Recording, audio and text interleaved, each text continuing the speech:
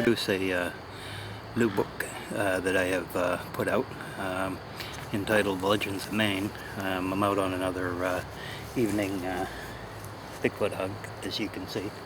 A few kind of stuff I can find for signs and signals and what's going on out in the woods. But I got a new book. It's called Legends of Maine, and it's available now. In about 4 to 8 weeks you'll be able to see it on Amazon. But there's a lot of different things in the book.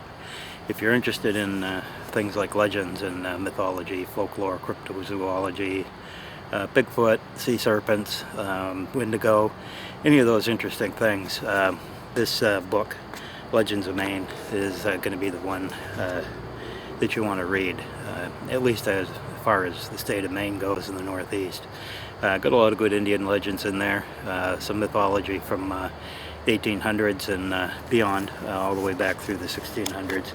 Got a lot of good stories in here, like I said, and I'll let you look at some videos, and I'll superimpose a website where you can get this book now before it becomes available on Amazon, and also where you'll be able to get it on Amazon when it's finally up.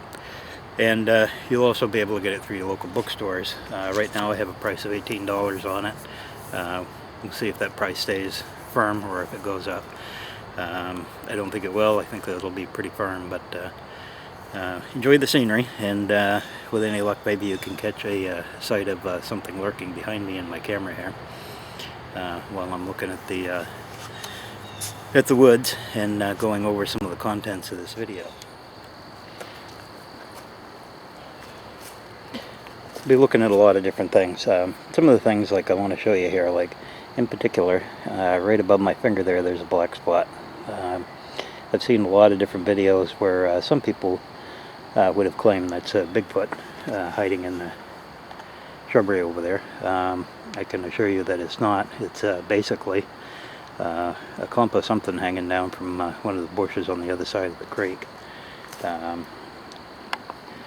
Over a little bit further, you can also see another dark spot right in above where my finger is there. That's also another blob squatch. A lot of people will put that up and claim that it is a video watching them. But let's get into the book.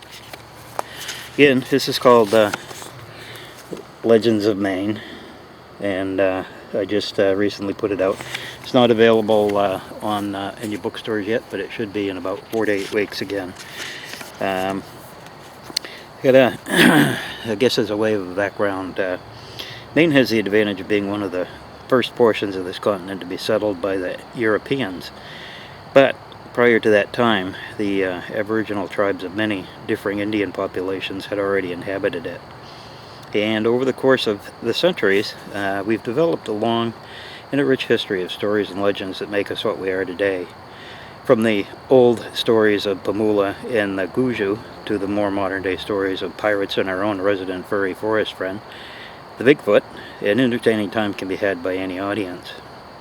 Come along in this book and enjoy the ride through Maine's legendary past as we look at the tales and more. We spend some time with some of the more notable writers of Maine's story, such as Samuel Drake Adams, George Montgomery Skinner, Charles Asbury Stevens, George Arthur Cleveland, and more. There are many instances where mythology and folklore can be intertwined with the real-world happenings around us, and when that happens, we're presented with a puzzle to be solved. We are presented with an opportunity to enjoy the tale being told, and the excitement of trying to determine what part, if any, of the tale stems from reality. We ask questions such as, is the Windigo of Indian folklore a real being? Is it a monster of the woods? On the other hand, maybe the stories are religious encounters with what we commonly call a Bigfoot today. Who knows for certain? No one really knows unless, of course, we stumble upon the truth of the tale unexpectedly. The stories that I share in this volume range from the fantastical Remick case, a story of frog people living under one of Maine's backwood lakes, to the more subdued poetry of Celia Thaxter in the latter 1800s with the tale of the Water Witch. It's a supposedly real-life event where a man's boat took sail and made a run for it from Boothbay Harbor, only to be found floating peacefully along near Boone Island a few days later. Enjoy the stories, and more importantly, enjoy the heritage of Maine's folklore in these tales and legends of Maine. Legends of Maine has been in development for quite some time, and really, there's so much more to tell that it's become difficult to assemble any complete compendium of what Maine is all about. From our early days as a vast tract of dark woods, rolling hills, rocky seashore, and beyond, the human presence has provided a mystery shrouded in part entertainment, part superstition, part intrigue, and a whole lot of leg pulling. I'd compiled a couple different versions of this book under different names before. However, I really wasn't quite satisfied with the results, and still, I'm not satisfied. But I have come to accept that I never will be, as there's really always one more tale to tell. There's always one more legend to hunt down and explore. This compilation of tales and notes explores and shares some of my favorite stories from the past, and hopefully shares some insight into the complexity of the lore that makes us what we are today. What we become as a community is dependent upon our beliefs, and as those beliefs change over the course of time, we grow from our infancy into our twilight years.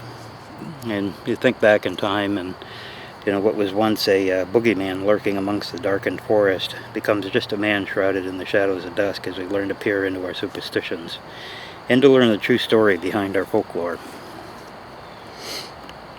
A couple of stories that you might enjoy are by Charles Asbury Stevens for you Bigfoot hunters, and I'm going to share a part of one. It's called Old Cluey and his strange tale of the Pamula. This was written in the 1850s to early 1860s time frame, about 150 years ago, and the description of what this character is in this, or creature is in this story, is uncannily similar to what we have for a description of Bigfoot today. So you have to wonder, has this been a hoax perpetrated over centuries, or is the Bigfoot that we see today something that popped into being in the mid-1950s with the sharing of the stories of various happenings in California and the discovery of the Yeti tracks on the Himalayas up on Mount Everest. But let me read part of this story. And this has to do up in the area of Telos Lake in the state of Maine. So for those of you that are not familiar with Telos Lake, that's actually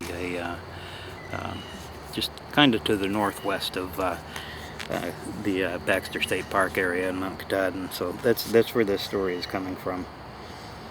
But they have a guide that they hired named Old Huey Clives, and let me start in the middle of the story. Old Huey's presentiments served to keep us wakeful and vigilant, but several days passed without the least sign of anyone's being near us, and we were just beginning to forget it when one evening I saw what certainly justified Huey's suspicions.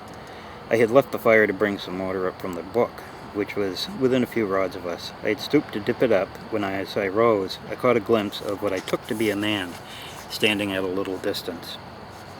In an instant, it vanished behind a shrubby fir. I felt quite positive, yet it was so dark, and whatever I had seen was out of sight so quick, that I knew I was very liable to be mistaken.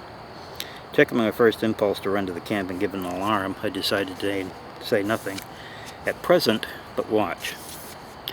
And again, we have a lot of different sightings from today where this same thing happened. And so this guy decided to wait, and after 9 o'clock everybody else were sleeping. He laid down, but he stayed awake. And to carry on further down on the story, we read, after a while I began to distinguish footsteps among them at a distance. They were faint and stealthy, and I was somewhat in doubt whether it was not in fact my fancy, till the sharp snap of a twig convinced me. It might easily have been a lucivee or fisher or a bear, but somehow I at once connected it with what I had seen in the evening. I listened breathlessly. The steps were coming nearer, but it was very dark under the thick spruce boughs.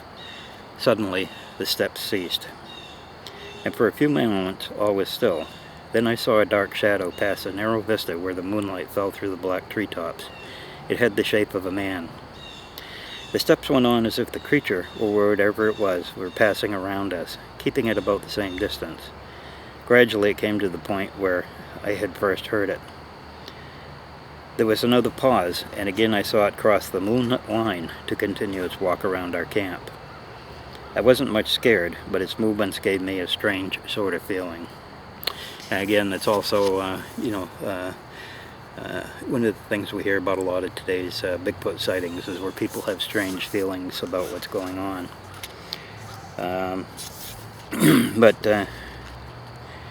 Moving down into the story, I crept noiselessly down the path we had beaten to the brook to get nearer the place where I had seen the shadow in the moonlight. Creeping up within 2 or 3 rods, I crouched at the root of a fallen tree and waited. The footsteps were again approaching in their circuit. There was the same pause as before, and again the form stepped into the moonlight a moment and was again in a shadow. But the moon was pouring down brightly, and I distinctly saw its shape. The figure of a man, looking brown and naked, save where a hairy outline showed against the light. A feeling of sickness or of horror came over me. And if you want to read the rest of the story, you'll have to buy the book. Sorry, but that's the way it's going to be. But that's just an example of some of the tales that we read from those days. And again, this was written over 150 years ago, and the description of the Bigfoot that we know of today matches that almost perfectly. Knowing that these stories have been around for this long, and the descriptions of this hairy man of the woods have been around for this long, it kind of not necessarily reinforces my belief, but I find it to be a compelling reason for us to continue searching for this creature, and to find signs and evidence that there actually is a physical being creeping around our backwoods. And hopefully someday we can either put the legend to rest, or prove once and for all that there really is something lurking in our backwoods. And again, you can look at the links here that I'm superimposing over the video, or you can look at the link down in the description section below and click onto it. That'll take you to a secured ordering site where you can get an early copy of it before it's available in the bookstores and Amazon.com. Enjoy the day.